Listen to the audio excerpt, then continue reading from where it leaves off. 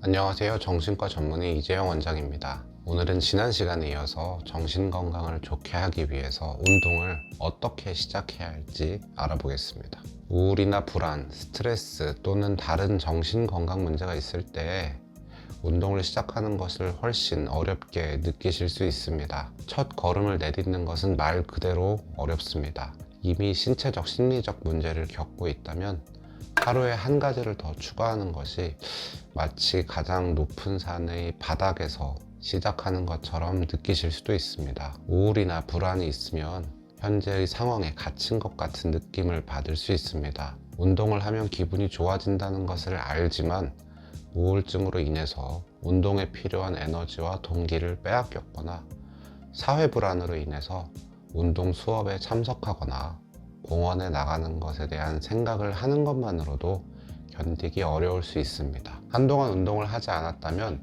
운동을 시작하는 것이 두려울 수 있지만 계획을 잘 세운다면 운동을 시작하고 지속하는 데 도움이 될 수 있습니다. 주된 목표가 기분을 개선하는 것이라면 목표에 대한 기준은 체중 감량이나 체력 향상에 대한 기준보다 훨씬 낮습니다. 저강도 운동으로도 매우 큰 심리적 이점을 볼 수 있습니다. 더 오래 또는 더 열심히 운동할수록 기분이 좋아지는 것은 아닙니다. 이것은 운동을 처음 접하는 경우에 특히 중요한데요.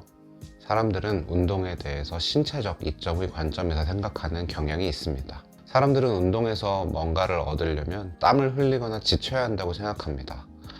나는 운동을 즐기지 않는다, 힘이 든다, 나는 몸이 좋지 않다, 나는 늙었다 라고 생각하면 겁을 먹고 시작할 수 있습니다. 하지만 나는 기분이 좋아지기 위해 운동을 하고 싶다 라고 생각한다면 그것으로도 충분합니다. 운동을 시작하기 전에 의사 또는 운동 전문가와 만나시는 것도 추천합니다.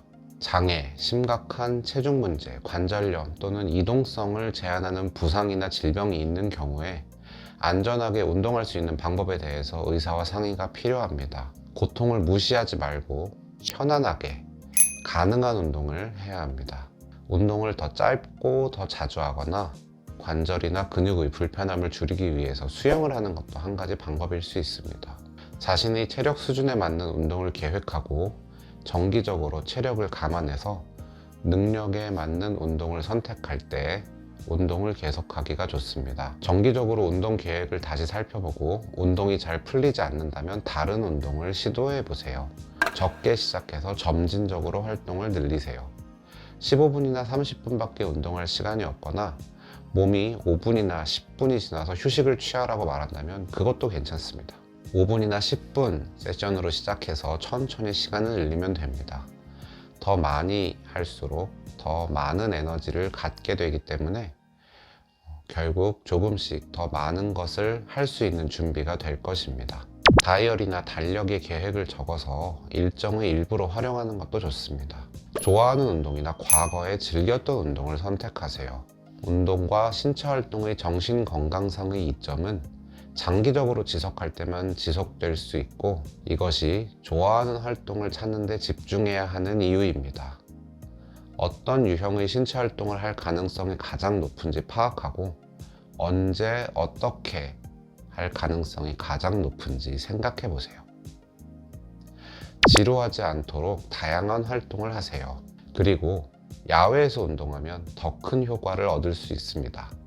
최근 일부 연구에 따르면 사람들은 외출 후에 활력이나 열정, 즐거움, 자존감이 높아지고 긴장, 우울, 피로 수준이 낮아진다고 보고했습니다. 밖에서 운동하는 사람들은 또 실내에 있는 사람들보다 다시 운동할 확률이 더 높다고 말합니다. 그리고 밖에서 운동하는 사람들이 실내에서 운동하는 사람들보다 더 자주, 더 오래 운동한다고 합니다. 많은 사람들이 운동하는데 동기를 부여하는 것이 어렵다는 것을 알고 있습니다.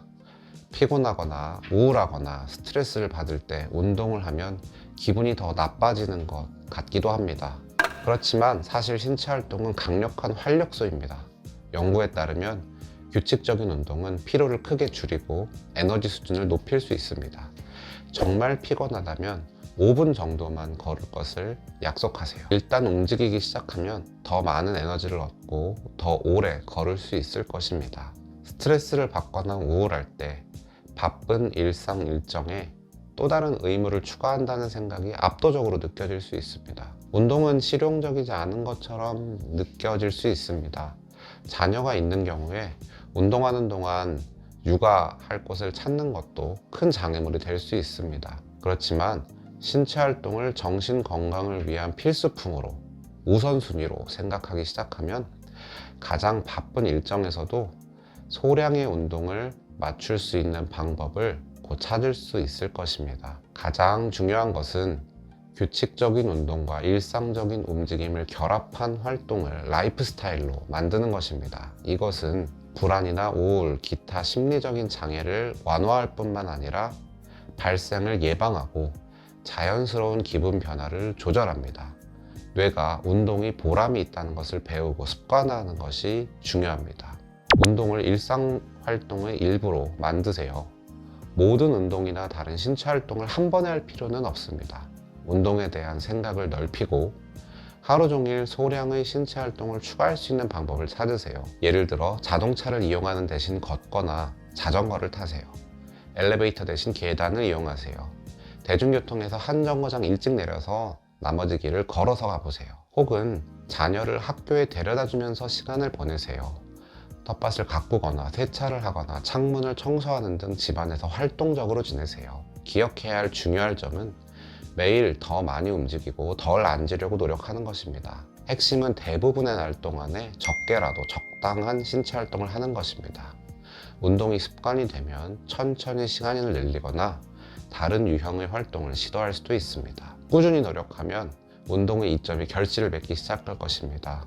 최근 연구에 따르면 주말 동안에 한두 번 운동을 짜내서 하는 사람들도 자주 운동하는 사람들만큼이나 많은 건강성의 이점을 경험한다고 합니다. 그러니까 직장이나 집이나 학교에서 바쁜 일정이 활동을 피하는 핑계가 되지 않도록 하세요. 시간이 날 때마다 움직이세요. 기분이 좋아지고 더 나아 보이고 삶에서 더 많은 것을 얻는 데 도움이 될 수 있습니다. 당신의 마음과 몸이 당신에게 감사할 것입니다.